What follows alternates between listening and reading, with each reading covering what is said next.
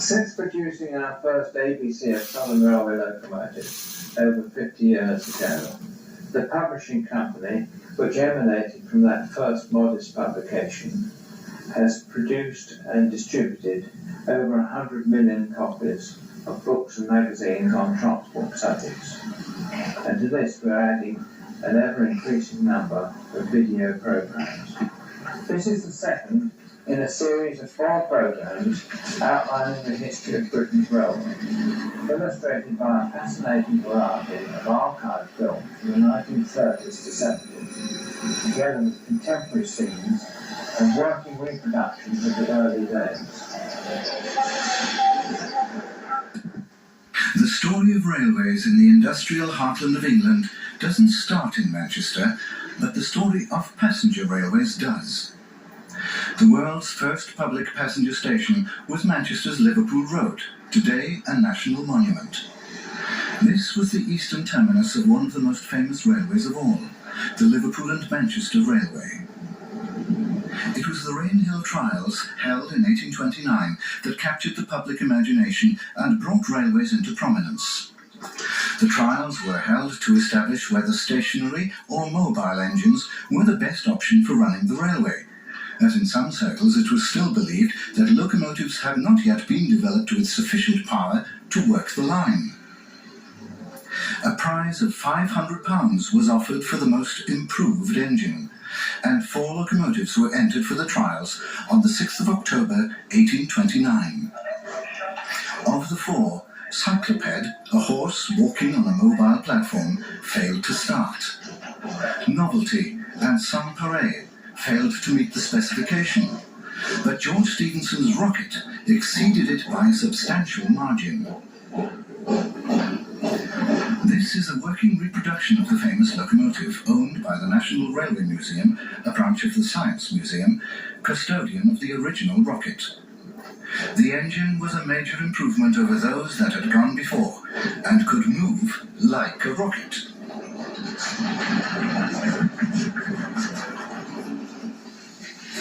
Naturally, Stephenson was awarded a contract to supply locomotives to the Liverpool and Manchester for its opening a year later, on the 15th of September.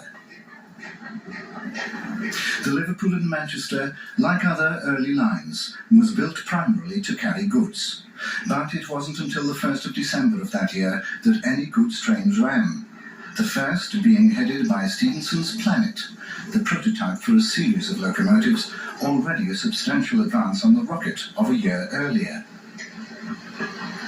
Locomotive development went hand in hand with the expansion of the railways. More powerful machines, such as Lion, had coupled driving wheels to give greater adhesion, although the single driving wheel machines remained popular for fast passenger work for much of the 19th century. This is the London and North Western Railway's number 3020 Cornwall at Wolverton.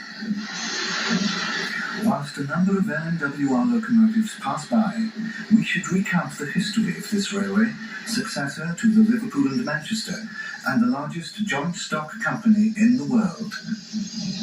The London and North Western Railway was the result of an amalgamation on the 1st of January 1846 between the Manchester and Birmingham Railway and the first 2 of the great trunk routes, the Grand Junction and the London and Birmingham Railways. The Grand Junction and Liverpool and Manchester have already merged 5 months earlier, in August 1845. The impact of the railways on the rural community of Britain is well seen in places such as Wolverton. Placed virtually halfway along the route of the London and Birmingham's line, it became that railway's locomotive works and changed from a village with a population of less than 500 into a town of 15,000 a century later. Its good communications were a significant factor in the establishment of Milton Keynes, the new town of the 20th century. After the formation of the LNWR, the London and Birmingham became the Southern Division, retaining its individuality and its works at Wolverton. However, in 1865, the railway rationalised its works and Wolverton became responsible for carriage and wagon construction and maintenance, whilst locomotive construction was concentrated on another product of the railway age, crew. Crewe was another hamlet before the advent of the railways, with a population of less than 200 at the time the Grand Junction opened on the 4th of July 1837. It was the first trunk railway, and the first railway to open in its entirety, 82.5 miles from Birmingham to its junction with the Liverpool and Manchester at Newton, later Newton-le-Willows. Just 4 days before the Grand Junction opened, Queen Victoria gave her first royal assent to acts for the incorporation of railway companies. These were the Manchester and Birmingham Railway and the Chester and Crewe. This created a junction at Crewe, and the necessary facilities for locomotives followed. The Grand Junction found that the subsoil here, a heavy clay, was an ideal building base, and it decided to transfer its carriage and wagon works to the site, opening these in 1843. 2 years later, locomotive construction commenced. Crewe became synonymous with locomotive construction, and the LNWR's famous engineer Francis Webb, whose cauliflower goods engines are seen here, was responsible for the development of the works. Indeed, on his retirement in 1903, after 32 years in charge of locomotive design and construction, it was said that his name would always be linked to Crewe. He had joined the railway in 1851, when Crewe had a population of less than 4,500, and on his leaving, it was nearly 10 times that number. Today, Crewe is a major town with Rolls-Royce, another large employer.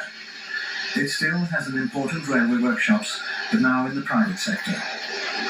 Crewe locomotives, they were always known as that, not Webb or LNWR machines, had a very distinctive style, from the small suburban tanks with their long chimneys to the largest express engines.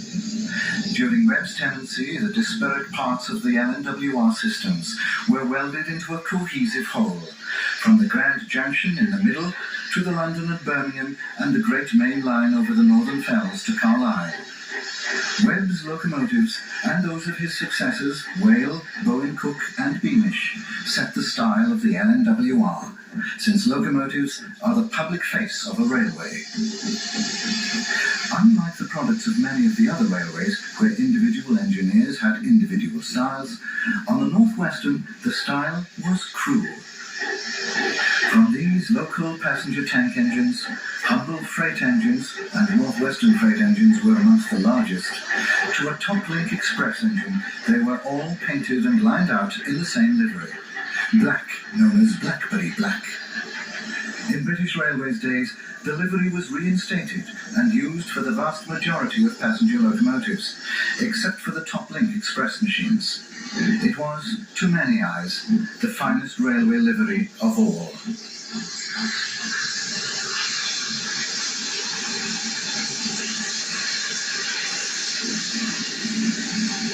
The LNWR's passenger locomotive fleet was a logical progression from the earliest days.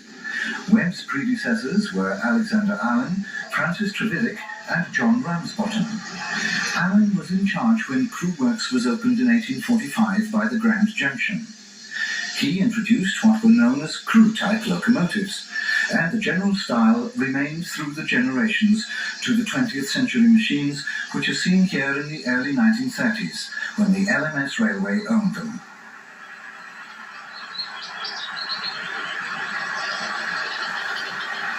These are the precursor 440s and experiment 460s, the product of the hand of George Whale, including the last of the latter, a one-off four-cylinder machine 5554 Prospero.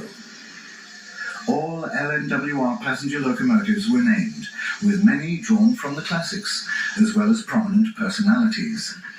Tank engine variants of the engines, however, did not have names.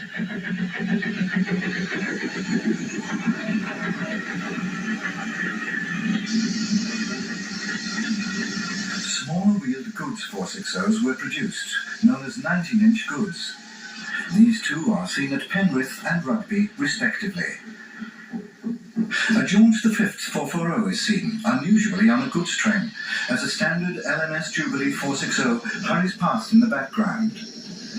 As we'll see, in the 1930s, the LMS embarked on a major program to replace the LNWR classes with Stannier's standard classes. And this is the reason that few of the LNWR machines remain today. The railway was in the forefront of locomotive development in the early 20th century, despite the old-fashioned appearance due to the style continuity. These George V and Prince of Wales 440s and 460s were developments of the earlier machines, with the major advance of superheating.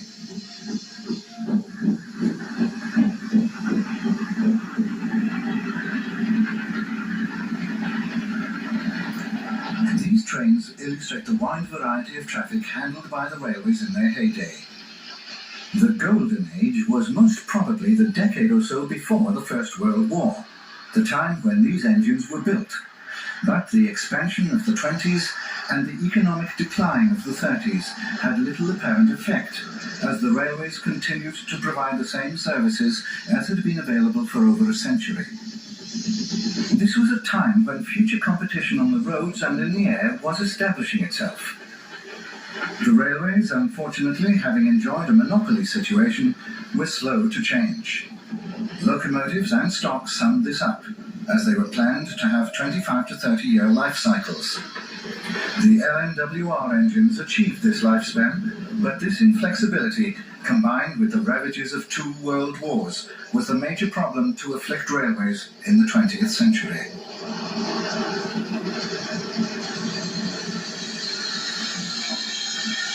Much of the railway system had been established on the basis of coal traffic, evident in this scene, the backbone of the railway's finances.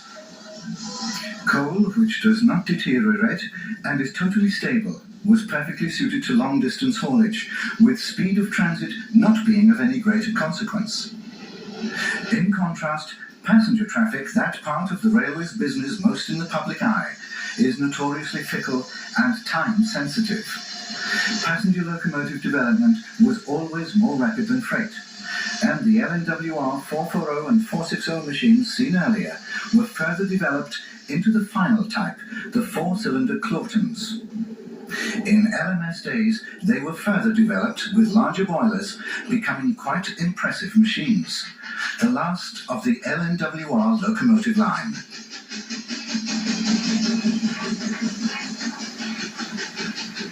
For short-haul work, tank locomotives with their fuel supplies carried on the locomotive were used. They were ideal for suburban and branch line work. The LNWR produced freight and passenger versions, as well as powerful shunting types, the last LNWR designs. In most cases, these were the equivalent of the tender engines, such as the famous Super D mineral engines, the last LNWR machines to operate in any numbers. The Premier Line, as the LNWR publicity department dubbed its railway, with its distinctive locomotives, signalling, stations and rolling stock, was to become the largest constituent of the London, Midland and Scottish Railway, formed in 1923. As we'll see later, the style of this great railway was to be submerged and dismantled more thoroughly than any other railway. Only one large locomotive remains, one of the Super D mineral engines, which is seen in the 1990s, just before its full restoration to working order commenced. Ironically, we see the Super D at Swanwick Junction, on the metals of the Midland Railway Trust in Derbyshire. This preservation centre is dedicated to all aspects of the Midland Railway, the LNWR's deadly rival.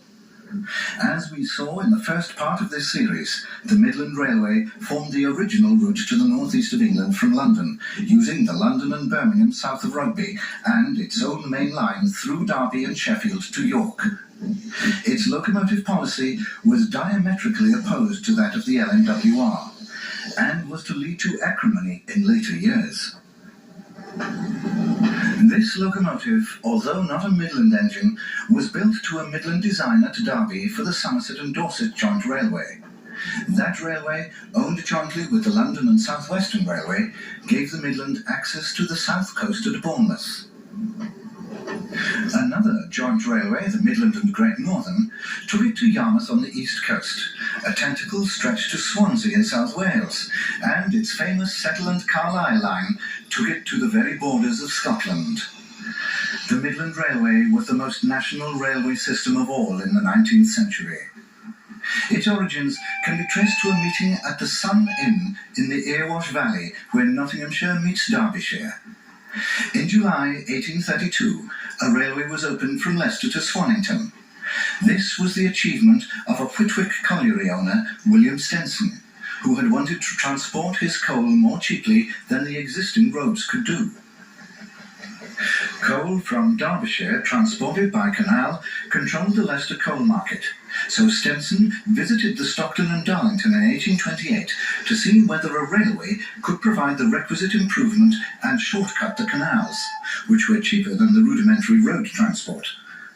The result was the 16-mile Leicester and Swannington Railway, and a cut in the price of coal in Leicester from the 18 shillings a tonne charged by the Derbyshire collieries to 11 shillings a tonne. The effect on the Derbyshire mine owners was immediate. They regularly met at the Sun Inn, and 4 weeks after the Leicester and Swannington had opened, their 16th of August 1832 meeting resolved to promote a railway from their collieries around Pinxton to Leicester. Curiously, they could not raise sufficient funds in the local area, so they turned to Liverpool, where businessmen, buoyed by the success of the Liverpool and Manchester Railway, had become interested in funding railways throughout the country. Known as the Liverpool Party, they had been the guiding force behind the Grand Junction, and used their experience to lay the foundations of a national railway system. These small, half-cab Johnson tanks epitomise the Midland Railway and the Derby locomotive philosophy. The Midland was built up from a number of smaller concerns, each with national and local importance, until it straddled the country. The meeting at the Sun Inn resulted in the formation of the Midland Counties Railway, the Pinxton to Leicester plan becoming submerged in a larger scheme influenced by the Liverpool Party. The MCR was to run from Derby to Leicester and on to Rugby, there to connect with the London and Birmingham. Nottingham and Pinxton were to be served by branches. However, the Pinxton line ran into opposition from one of the other early railways to serve Derby, the North Midland, which ran up the valley of the River Derwent to Chesterfield, and then to the east of Sheffield to Rotherham and on to Leeds. The North Midland felt threatened by the Pinxton line, which could be extended to Chesterfield, and the Liverpool Party, intent on its grander plan, avoided defeat for the Midland Counties Bill in Parliament by dropping the Pinxton line. This, of course, was the original springboard for the Midland Counties. Pinxton was eventually served by a branch from the Midland Railway at Trent in 1849, 17 years after the original meeting. The Midland Railway was formed in 1844, an amalgamation of the Midland Counties, the North Midland, and the third of the railways to reach Derby, the Birmingham and Derby Junction. The Birmingham and Gloucester and Bristol and Gloucester railways were the next main parts of the Midland. They were rented and almost immediately purchased within a year of the formation of the Midland Railway, giving that company a main line right through the Industrial Heartland from Bristol in the southwest to Leeds via Birmingham. However, its outlet to London was still via the LNWR at Rugby. With the formation of the Great Northern, the Midland transferred its traffic to the east coast, but neither arrangement was satisfactory. So in 1862, after congestion on the Great Northern in connection with the Great Exhibition had caused delays to over 3,000 Midland trains, the Midland decided to build its own main line to London. St Pancras Terminus, one of the greatest architectural achievements of railway history, opened in 1868. Passenger services developed rapidly, the Midland having adopted the policy of frequent short trains headed by small, economical locomotives. This policy also applied to its freight locomotives, the railway producing nothing larger than 060 tender engines for freight haulage, resorting to doubling up where the train became too heavy for one locomotive to handle on its own. This policy was dictated by the famous locomotive works at the railway's headquarters, Derby. These are some of the last of the Derby freight engines in use in British Railways days. Small, simple and robust, they were built in large numbers to a standard scheme. Most parts were interchangeable between types, progression consisting mainly in the provision of larger boilers on the standard chassis. The Midland had been built up on the ambitions of the coal trade in the Nottinghamshire and Derbyshire coalfields, and its London main line was to see an endless procession of long coal trains double-headed by these small engines. In the days before the Great War, with cheap labour for maintenance and traffic duties, this was of no great consequence. But in early LMS days, it started to become uneconomic, although at the grouping in 1923, it was initially the Derby influence with Midland-trained staff that gained prominence in the new system. Although Midland locomotives were more suited to duties such as these, the final designs were perpetuated by the LMS as its standard types and produced in great quantities for use throughout the system. Whilst they were suitable for their native railway, they were wrong for the London and North Western, but their longevity is partly accounted for by the fact that they could be used on secondary and cross-country services in later days, roles which were unsuitable for the LNWR locomotives, built to that railway's big engine policy. This is one of the Midland standard passenger locomotives, classified Class 2.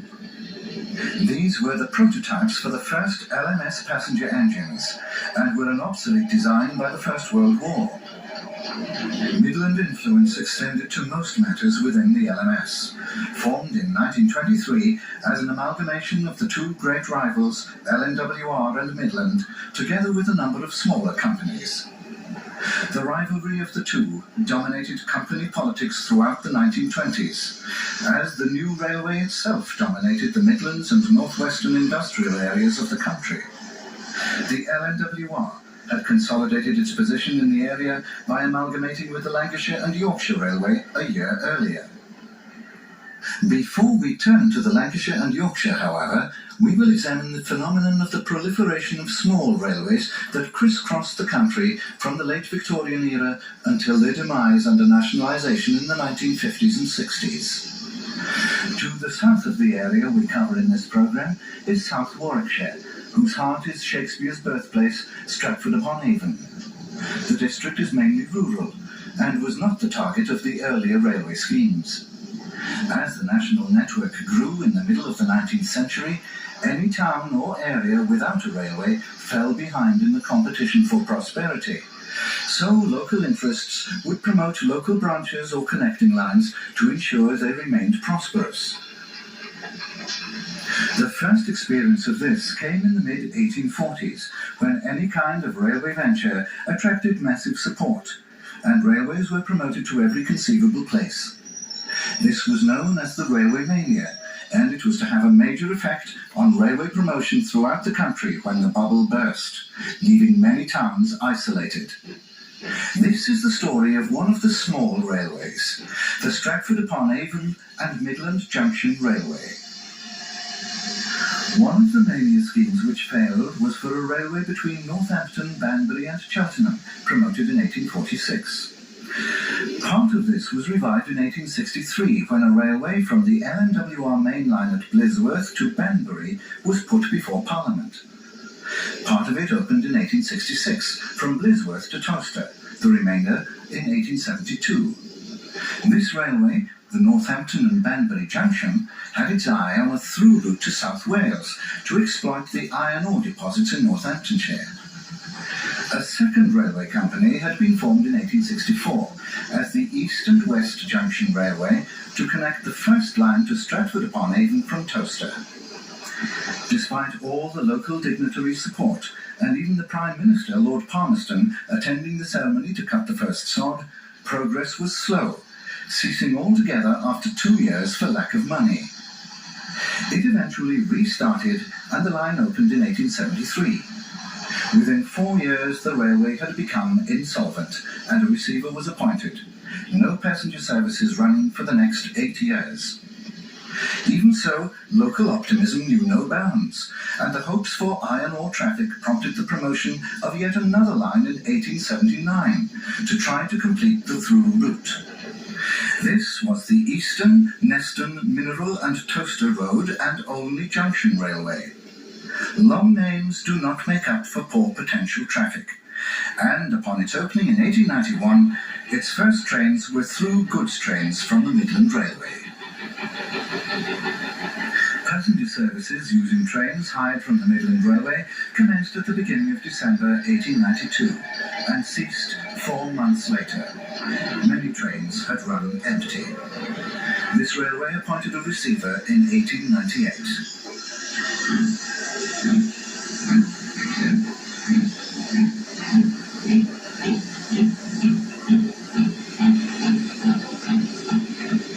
So, as the new century dawned, the diverse railways crossing the South Midlands were virtually at a standstill. The Great Western, Midland, Great Central and London and North Western railways could not be persuaded to rescue them, so in 1908 they amalgamated to form the Stretford-upon-Avon and Midland Junction Railway. The company had an inauspicious start, but the advent of the First World War gave it a brief shot in the arm. It had been completed with the addition of the Evesham, Redditch and Stretford-upon-Avon Railway, and a junction at Broome enabled through trains to run as originally envisaged. However, the iron ore trade did not develop. The through trains were from the Midland, which ran a daily goods train from St Pancras to Bristol via the SNJ, from the LNWR, which ran a number of Shakespeare specials from Euston, and from the Great Central, which ran trains to Stratford from 1902 until the mid-1930s. After the war, salvation came in the form of the 1923 grouping, when the railway became part of the LMS system. This provided financial backing, but very little business.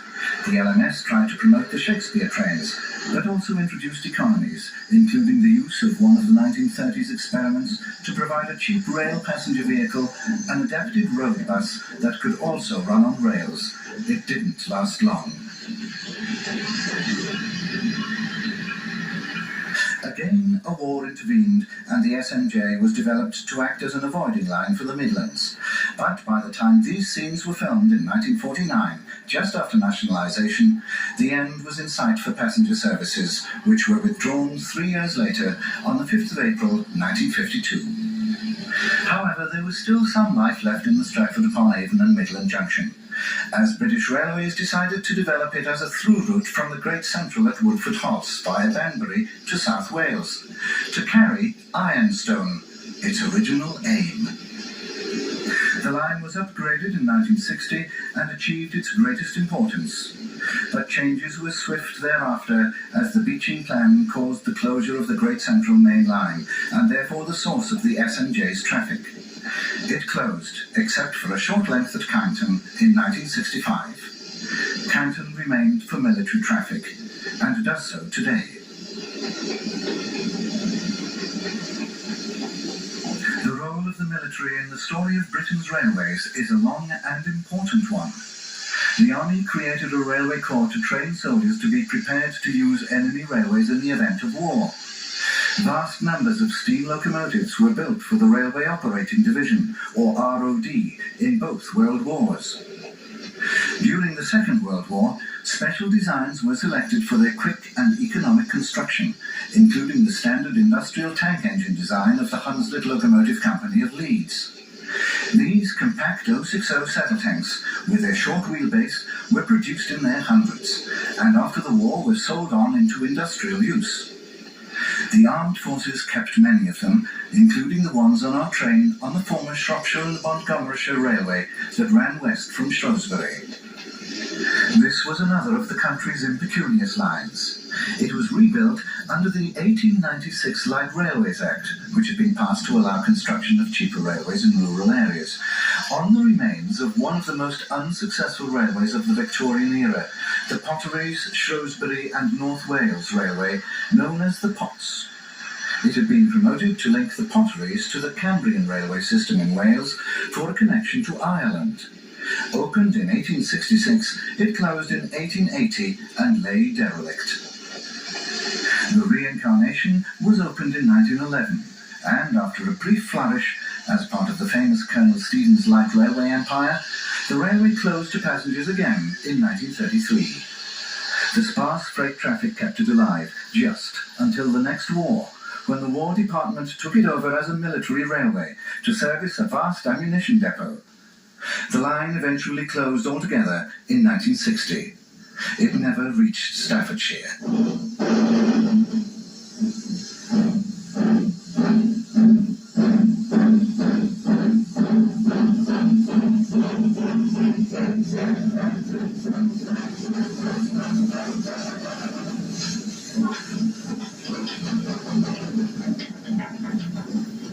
These locomotives, typical of industrial steam engines, are seen in Staffordshire, in the heart of industrial England, at the Foxfield Colliery. The Foxfield line is one of the rare survivors, a colliery branch that has passed into preservation. As with so many collieries, the actual pithead is set amongst rural scenery and belies its industrial roots. This line has very severe gradients.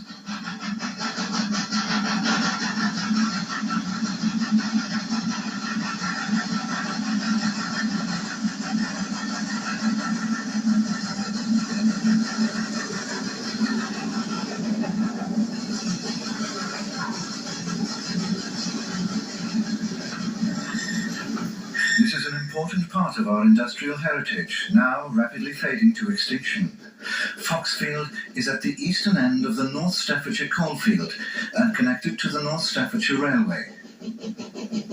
Known as the Knotty, the North Staffordshire was born in the intense industrial area of the Potteries in 1848 and connected Derby to Crewe and Burton-on-Trent to Macclesfield, with its heart in the centre of the Potteries at Stoke. It maintained its independence in spite of advances from the LNWR until grouping in 1923, becoming the 7th largest LMS constituent. The third most important constituent of the LMS in England was the Lancashire and Yorkshire Railway, although strictly speaking it was not a constituent, having merged with the LNWR a year before grouping. The Lancashire and Yorkshire's roots can be traced back to the desire of Manchester businessmen to have a railway link to the east of the Pennines in Yorkshire. This was first mooted in 1824 as a line from Liverpool to Hull, but this proposal was too extensive for the time and became the Liverpool and Manchester Railway. The link beyond Manchester was revived in 1830, but fell foul of canal interests, and it was not until 1836 that a Manchester and Leeds Railway, engineered by George Stephenson, was incorporated, opening in 1840. It never reached Leeds on its own metals, being required by government to make a junction with the North Midland Railway at Normanton, and to use that railway's line into Leeds itself. The M&L was the first trans-Pennine line, and its tunnel at Summit was the longest built in the world up to that time. It changed its name to the Lancashire and Yorkshire Railway in 1847, and came to dominate the Lancashire textile towns north of Manchester, with its line from Todmorden via Copypit to Burnley, opened in 1849. This line gave it access to Preston and Blackpool, and its name became associated both with the freight traffic in the area and the heavy holiday trains which transported the textile workers to the resorts of Southport and Blackpool. It developed heavy suburban traffic around Manchester and, at its eastern end, Halifax and Bradford. On the Lancashire coast, its line from Southport to Liverpool was one of the first two in the country to be electrified outside London, being inaugurated in 1904. Serving Liverpool, Southport, Blackpool, Bolton, Manchester, Halifax, Bradford and Leeds, the Lancashire and Yorkshire built up an extensive passenger network, its east-to-west expresses and club trains for businessmen necessitating the construction of large passenger locomotives. Its final design, the Dreadnought 460s, built to the order of George Hughes at CME, were to become the first LMS large passenger engines. Hughes was appointed Chief Mechanical Engineer of the LMS Railway upon its formation in 1923, and it is from that date that the final chapters of the story of steam locomotives on the railways of Britain commences. The LMS was the largest of the big four railways created in that year, and the first duty of the new management was to weld the various parts into a unified business. In the span of railway history, the life of the LMS was short, 25 years, but its significance, picking up the traces after the First World War, facing new competition from road and air transport, enduring the depression of the 30s and the war of the 40s, was immense. Hughes was appointed CME as the most senior of the men holding that post in each of the constituent railways.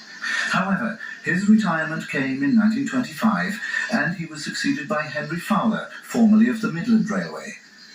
That railway had also provided the majority of the senior members of the LMS board, so Midland influence was strong on all counts. Although it would be an exaggeration to say that old scores were settled, pre-grouping rivalry between the LNWR and the Midland led to ill feeling between the two major divisions of the LMS, as they had now become. Fowler's last Midland designs, small 440 passenger engines and 060 freight engines, became LMS standards. This preserved Fowler standard freight engine shows how small they were. Drafted onto the LNWR, they were a disaster, which, combined with the fact that the Claughtons, the North Western's final express passenger design, might be described as a near miss, led to a crisis on the former LNWR West Coast Main Line in 1926.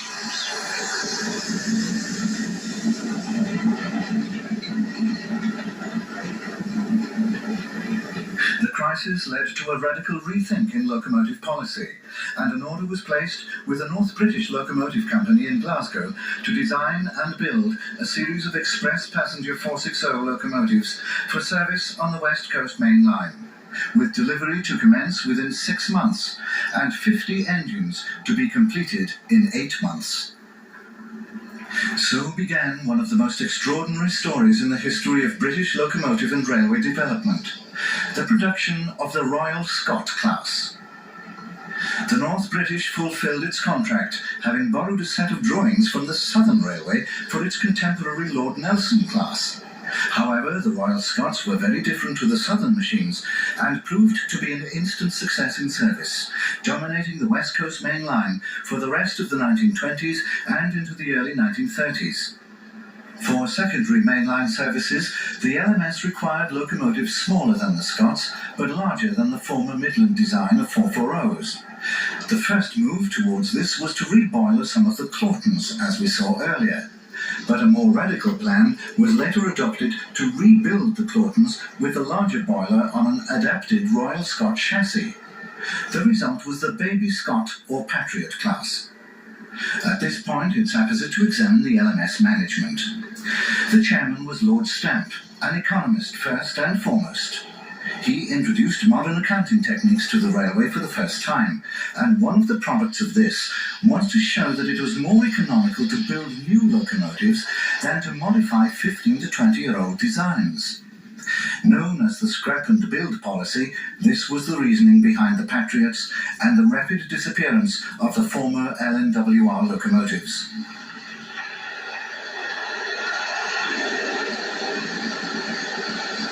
The magnificent Crimson Lake livery of LMS trains owed its origin to the Midland Railway.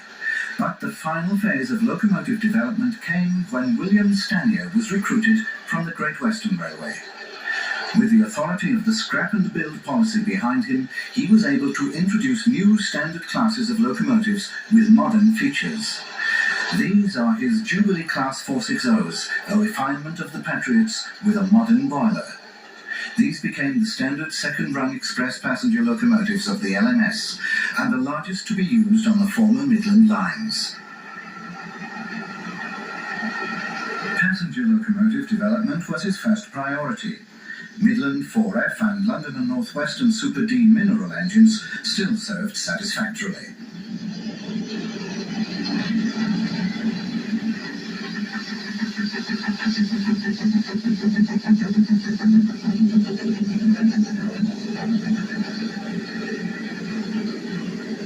Stanier was appointed in 1932, by which time flaws were showing in the Royal Scots. His first locomotives were, therefore, express passenger machines. He produced 3 Pacifics as pre-production prototypes. Whilst the first pair were conventional, the third was radical, a steam turbine machine which was, however, destined to be a one-off. Known as the turbomotive, it was probably the most successful unconventional steam engine built for a British railway, but economic circumstances in the 1930s did not allow further development. However, it lasted 15 years in this form. The 2 other prototypes were the first Princess Royals, numbers 6200 and 6201, and they were exhaustively tested in frontline service before a production series of 10 was turned out in 1935. This is the second prototype, Princess Elizabeth, and the first of the production machines, Princess Margaret Rose, both of which survive.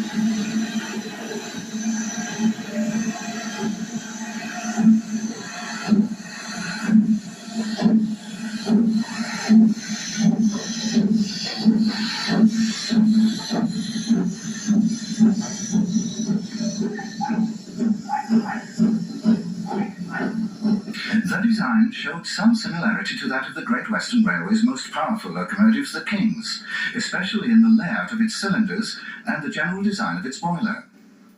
Stanier's appointment marked the end of the feud between the Derby and crew elements of the LMS, as he had no ties to either camp.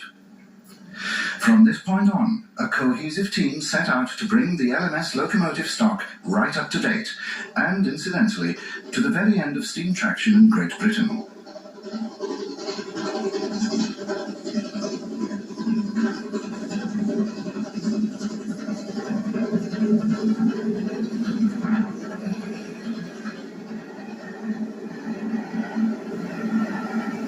After a number of teething troubles had been sorted out, the Pacifics proved capable of accelerating the West Coast Express services to Carlisle and Glasgow, and Princess Elizabeth set a pre-war record on a run into Carlisle with a test train to establish the possibilities of a prestige train from Euston to Glasgow. This was also part of the development of the later Stanier Pacifics, the Duchess or Coronation class.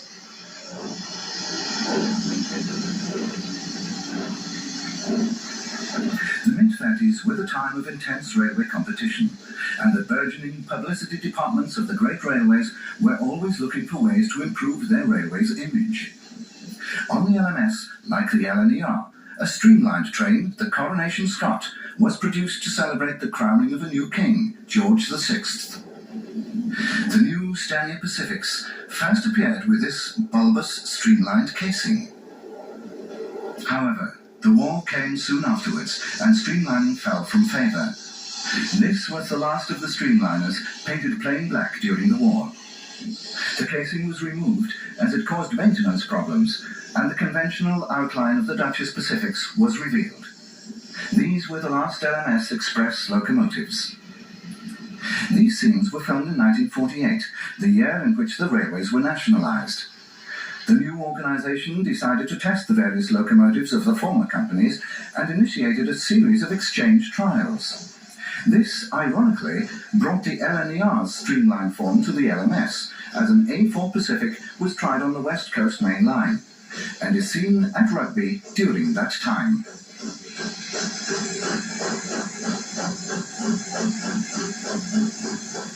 Before we turn to the British Railways era, a shunting tank in the background reminds us of another strand of LMS locomotive design policy. The LMS perpetuated the Midland standard shunting tanks, known as Ginties, but under Stanier, introduced the first large fleet of diesel shunters, progenitors of the final shunting type to be adapted by British Railways in the 1950s.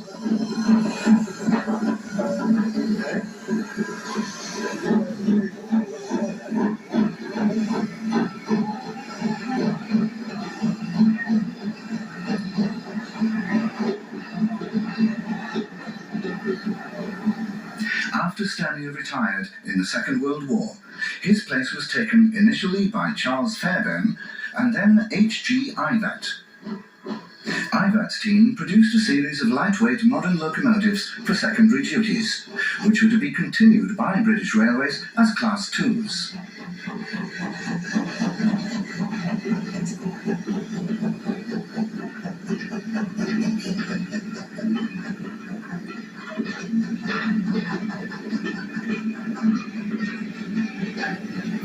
Fairbairn's tenure was brief. He was primarily an electrical engineer and was appointed at the age of 57, dying suddenly a year later. Had he survived, the course of British Railways locomotive history may have been markedly different, as the LMS was to provide the senior management of the new organisation, the effective Chief Mechanical Engineer being Robert Riddles, Chief Stores Superintendent of the LMS. Since Riddles was senior to Ivat, it was expected that he would replace Fairbairn, but he was made Vice President responsible for locomotive affairs and Ivat the Chief Engineer.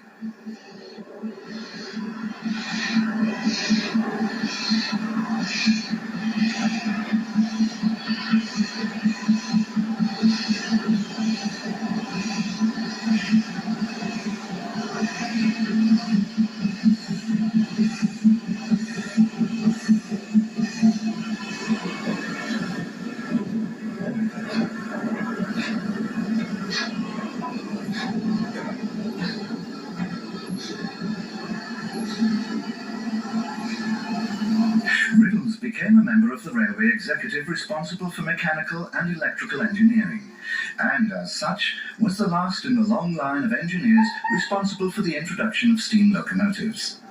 In effect, he continued the LMS tradition, introducing the 12 British Railways standard steam classes for use throughout the system. These Class 4 tanks were effectively the Fairbairn design modified to use standard parts. The standard locomotives were built as a stopgap until mainline electrification could take place. This was the preferred option for the nationalised railway, but in the post-war years and the difficult early years of the 1950s, there was a shortage of investment funds. Steam locomotives were required to replace those damaged or worn out by the intensive war work and could be drafted in without serious modification to the infrastructure. The first of the British Railways locomotives was number 70000 Britannia. This was a Pacific type, but intended for more general duties than the Pacifics produced by the Big Four railways.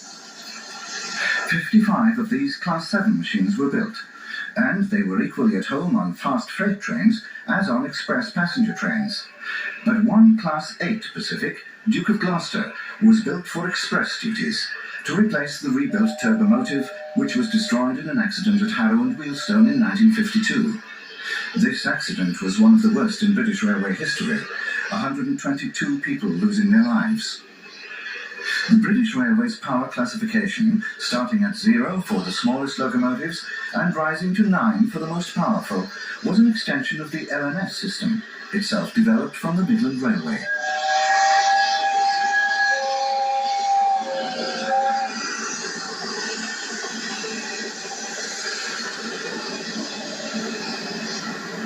The standard classes were used throughout the railway system. Various parts, such as whistles, lubricators, ejectors and so on, were standard throughout the range, and it was intended that transfers between parts of the system could be effected easily. The more so as a logical replacement of steam by electric traction took place. However, the standards were destined to have very short lives, as rapidly worsening economic conditions and the difficulty of recruiting staff meant that British Railways re-examined its policies and in 1955 produced its modernisation plan. This foresaw the end of steam traction and a radical overhaul of the railways to bring them back to prominence with modern working practices and methods. The last steam locomotives were built for British Railways in 1960, Crewe having built its last one in 1958. However, change came upon the railways more quickly than anyone thought possible. Even before the last steam engine was built, its death knell was heard. The modernisation plan was speeded up. What had been intended as a slow transfer from steam to diesel and electric power was to become as rapid as possible. Steam engines took on a neglected air as passengers and freight deserted the railways in numbers unheard of before. The public's image of railways was of run-down, filthy engines and old-fashioned facilities, the things that the modernisation plan was designed to eliminate. Much of this perception was true. Many of the smaller branches and duplicate main lines could no longer cover their costs, and in 1963 the infamous Beeching Plan was drawn up to close the uneconomic parts of the railways and retain and modernise the remaining viable parts. The handling of mixed freights and holiday traffic were deemed non-viable. The future was seen to be long-haul bulk freight and intercity passengers, and the plan was implemented with what seemed like indecent haste by the government.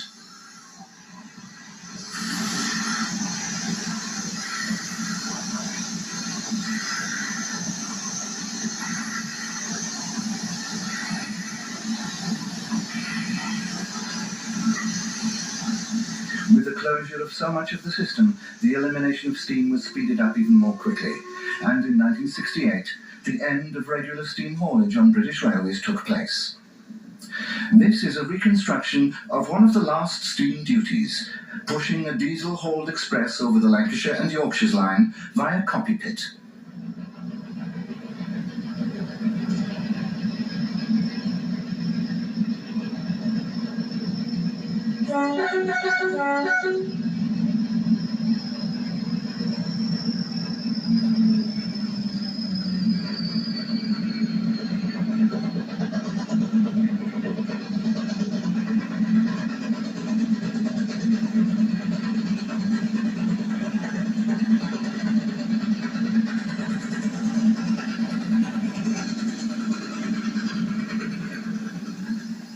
The last steam train ran on the 11th of August 1968. Again, this is a reconstruction. Stanier's locomotives, the products of the 1930s, were the last to be used. His general-purpose Class 5 machines, 842 of which were built, were the very last.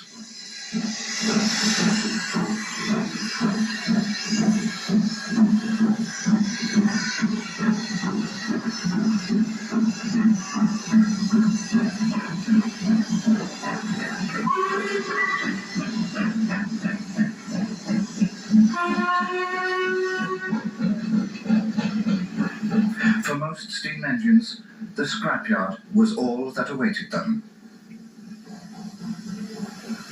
The former LNWR main lines of the West Coast and to Manchester and Liverpool, the pioneering cities, were the first to be modernised by British Railways to its new 25 kilovolt AC electric standards. This vital link in the railway was seen as the way ahead. Electric trains started running to Crewe in 1960 from Manchester, and the completion of the scheme came in 1967. In 1974, it was extended throughout the West Coast to Glasgow.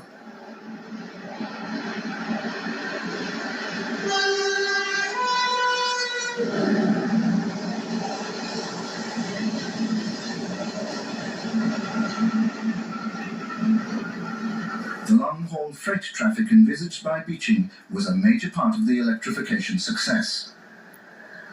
Freight was to be divided into various different traffic types in the 1980s, when the nationalised railway was reorganised into business sectors. Electric locomotives were allocated to rail freight distribution and painted in a distinct style of two-tone grey.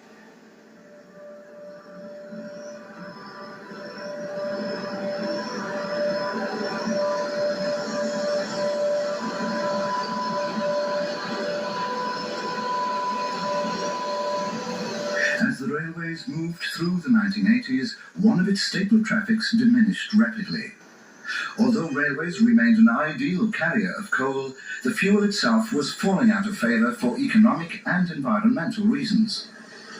In the early 1990s, this process was accelerated, and with the decimation of the coal industry, so the railways lost the traffic.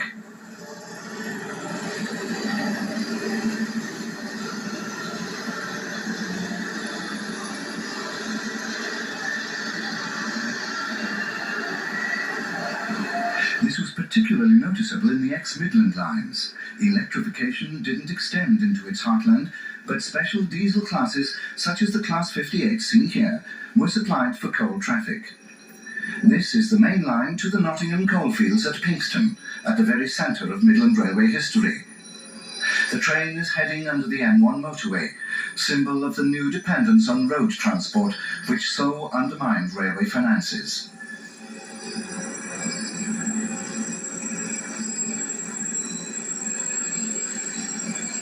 The Midland Main Line through Leicester and on to London continued to see heavy traffic through the 1960s and 70s, but underwent very little modernisation.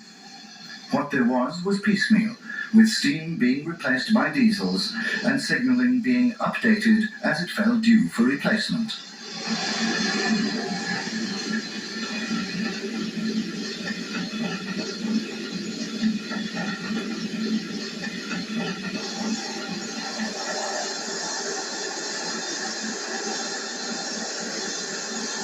One short-lived development on the Midland lines was the introduction of the Midland Pullman diesel multiple unit in the early 1960s. However, the concept of a fixed formation train with a locomotive at each end was to be revived again in the 1970s, when the high-speed trains, or HSTs, were introduced and took over all Midland mainline services in the 1980s.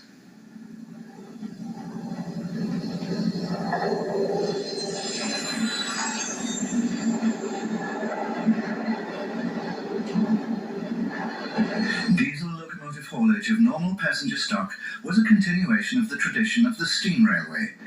But in the 1980s, the most radical move was towards unit trains. Following the HST principle, it was found that trains that could be driven from either end were far more efficient in operating terms, and after extensive testing, it was considered that if a train is pushed by its locomotive, it is as safe as when that engine is pulling it. Therefore, the unit train concept was extended to electrified services by the supply of driving van trailers, unpowered vehicles marshalled at the opposite end of the train to the locomotive, from which the driver is able to control the train. This was added to all West Coast Main Line electrified trains.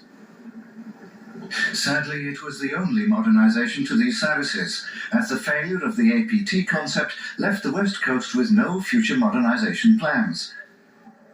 Throughout the 1960s and 1970s, it was recognised that the West Coast Main Line, serving so many of the important industrial centres, was the most important line on British Rail. In the early 1980s, plans were announced to speed up services by the introduction of radical new trains, the Advanced Passenger Train, or APT. Sadly, the scheme came to naught, the tilting mechanism designed to allow the trains to negotiate curves with less discomfort for passengers, receiving a hostile press.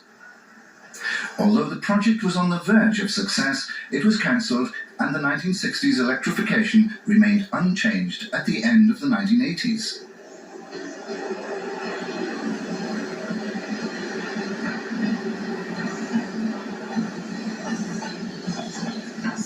By the early 1990s, the state of the track, signalling, infrastructure and trains had become something of a cause célèbre. Government saw its plans for privatisation as the only hope of bringing the railway into the 21st century. And as this programme was completed, the railways in the Industrial Heartland awaited an uncertain future.